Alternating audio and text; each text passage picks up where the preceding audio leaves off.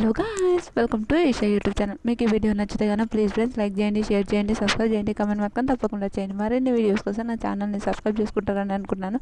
Please friends నచ్చితే కనుక subscribe చేయండి.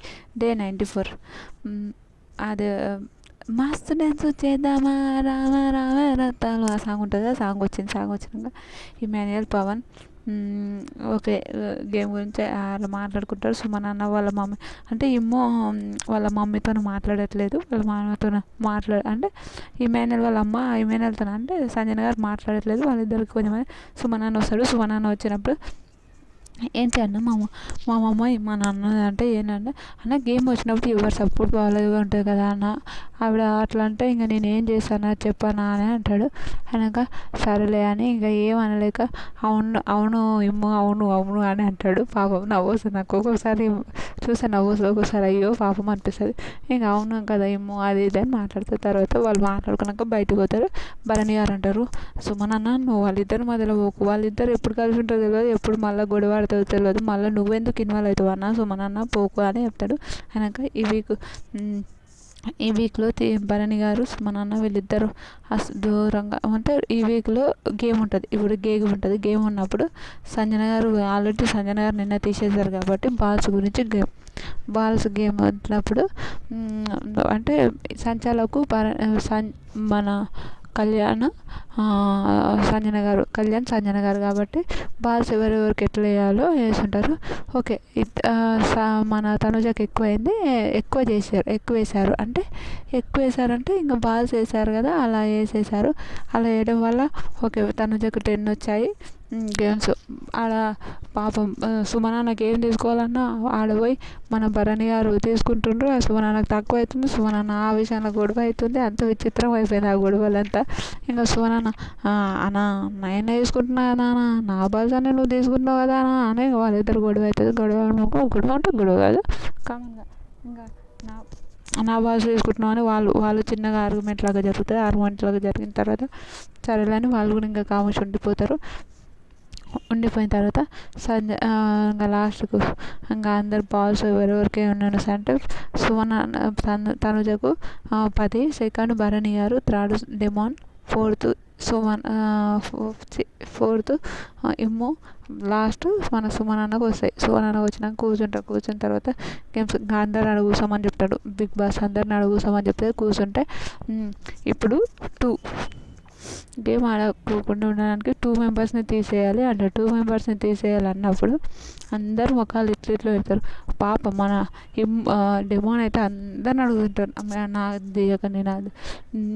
అందరు ఏమనుకుంటారు ఫస్ట్ 2 పాయింట్లు ఉన్న వాళ్ళనే తీసేయాలని వాళ్ళు ఫిక్స్ అయి ఉంటారు. 100% టాప్లో ఉన్న వాళ్ళనే తీసేస్తారు. వాళ్ళు 100% తెలిసిందే కాబట్టి ఫస్ట్ 2 పాయింట్లు ఉన్న వాళ్ళని తీసేయాలని అనుకుంటారు. తీసేయాలనుకుంటే వీళ్ళు విన్నారు తీసేయాలని వీళ్ళు అంతా గొడవ పంచాయతీలు అట్లా అవుతాయి కదా.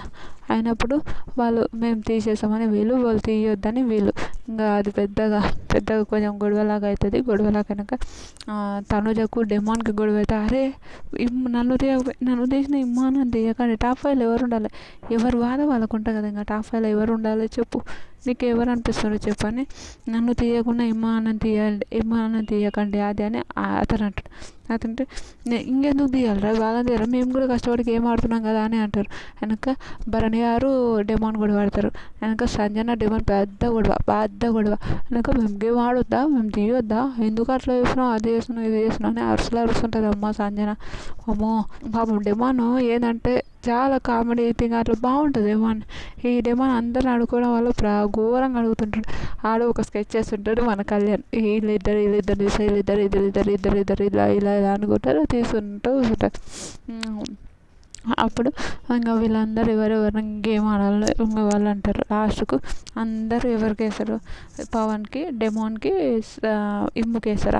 ఇమ్ము వీళ్ళిద్దరు ఆడరు, వాళ్ళందరూ వాళ్ళు ఆడతారు.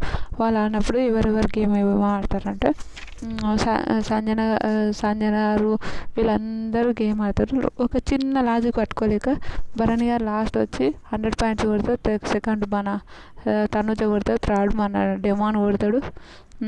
డెమాన్ అంటున్నా సంజన గారు కొడతారు. ఫోర్త్ మన ఎవరు సుమన్ అన్న. ఇలా గేమ్స్ ఉంటాయి కదా, అలా వాళ్ళు ఇంకా గేమ్స్ ఆడుతూనే ఉంటారు. గేమ్స్ మార్క్స్ వస్తాయి. మార్క్స్ వచ్చినప్పుడు ఇంకా వీళ్ళు ఉంటారు కదా, వీళ్ళు ఎక్కడ వినరు. మన సంజన గారికి అయితే కోపం తనుకోసం అనుకోండి. సంజన గారి కోపం మనకు తెలిసిందే. ఎంత కోపం అంటే ఆవిడకు చాలా చాలా చాలా చాలా కోపం ఉంటుంది. సంజన గారి కోపాన్నే ఎందుకు ఆ కోపమే ఆవిడకు శిక్ష అన్నట్టు అట్లా చేస్తుంటుంది. నిజంగా ఎందుకు అంత కోపడుతుందో అర్థం కాదు. ఒక్కొక్కసారి సంజన గారిని చూస్తే ఏంది సంజన గారు మీరు ఏమనుకుంటుండ్రు అనే ఒక ఒపీనియన్ ఉంటుంది చూడండి.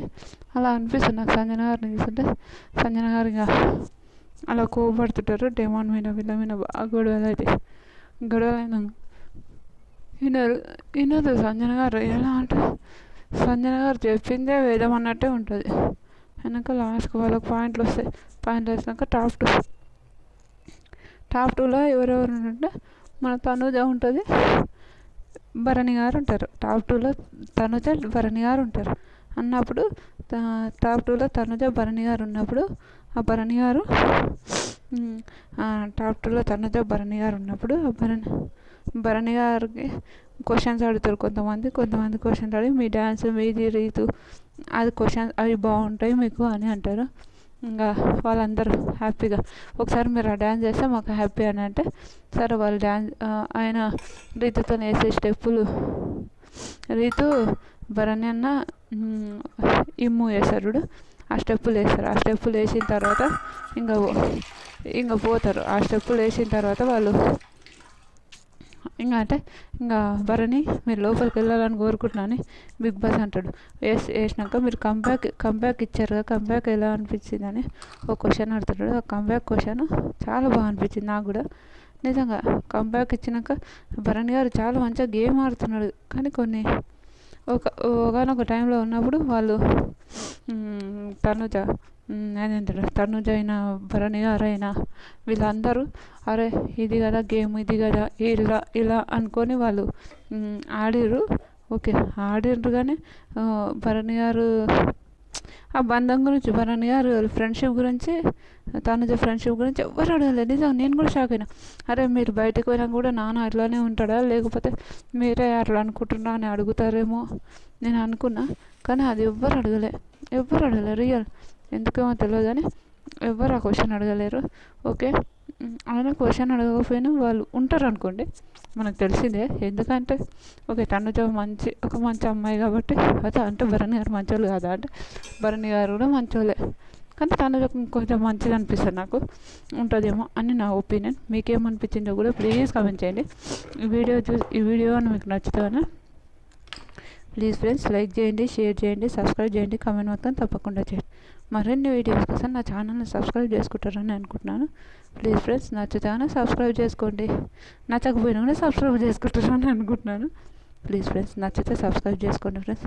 నచ్చకపోయినా మీ ఇంట్లో ఒక అక్క ఒక చెల్లి అట్లా అనుకొని సబ్స్క్రైబ్ చేసుకోండి. మీ ఇంటి ఆడపడుచు అనుకొని సబ్స్క్రైబ్ చేసుకుంటారని అనుకుంటున్నాను. ప్లీజ్ నచ్చితే సబ్స్క్రైబ్ చేసుకోండి. Bye friends.